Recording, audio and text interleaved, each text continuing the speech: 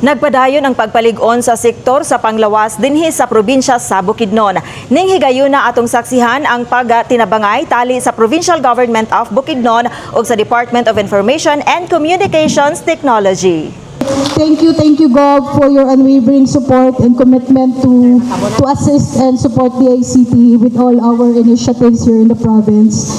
Today, we celebrate another milestone in bringing quality healthcare closer to every Bukidnonon through digital innovation.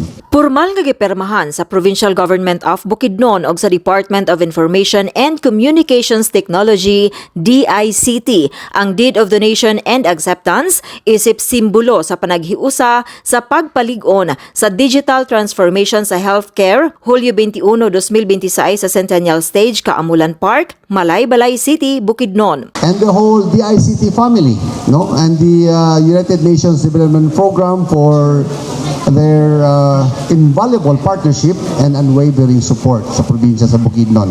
Sama sa ingon ni Director Garina, ang Bukidnon ang pinakadaghan nga tablet nga niabot, no? Humani ini gihimo usab ang ceremonial turnover sa mga tablet nga gikan sa DICT ug United Nations Development Program kun UNDP nga gamiton sa pagpalambo sa pagdumala sa health information, mas episyenteng serbisyo sa panglawas ug mas andam nga pagtubag sa panahon sa kalamidad.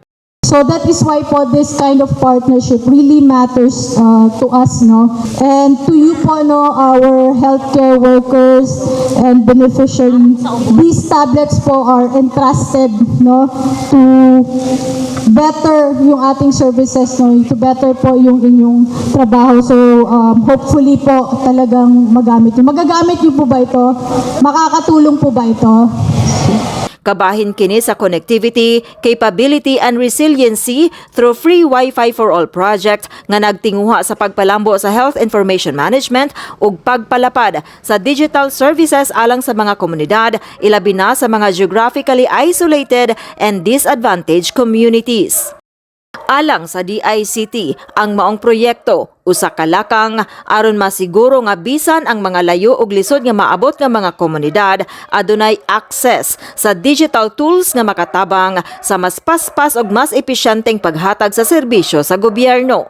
Gipasiugda sa Provincial Government of Bukidnon nga pinaagi sa maong partnership, mas mapalig-on pa ang digital governance sa healthcare, pinaagi sa mas tukmang pagdumala sa datos, mas paspas nga komunikasyon ug mas episyenteng paghatag sa serbisyo sa katawhan, ilabi na sa mga lagyong komunidad. Ang among gilantaw, we had a list of about 168 GIDA barangays in Bukidnon.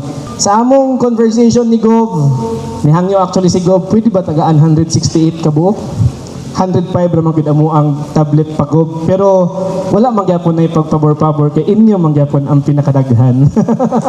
Sa tibuok region, sa Region 10, na-mention ni RD, Bukidnon got a big pie of share para sa atong tablets. No, so masamot na gini sila nga ma-efficient and effective kay next year na naman tay sakinan sa barangay health workers ang ilang bao-bao next year ma-release na. Among dakong pasalamat nga gihatag nga tablet sa amo ang barangay health workers.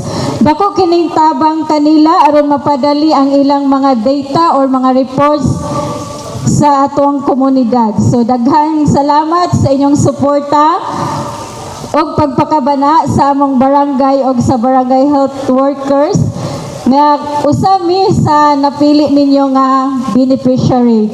Ang maong inisyatiba usa lamang sa nagpadayon nga paningkamot sa Provincial Government of Bukidnon, kauban ang DICT ug UNDP aron mapalambo ang kalidad sa healthcare pinaagi sa teknolohiya ug masiguro nga walay komunidad nga mabiyaan sa digital transformation.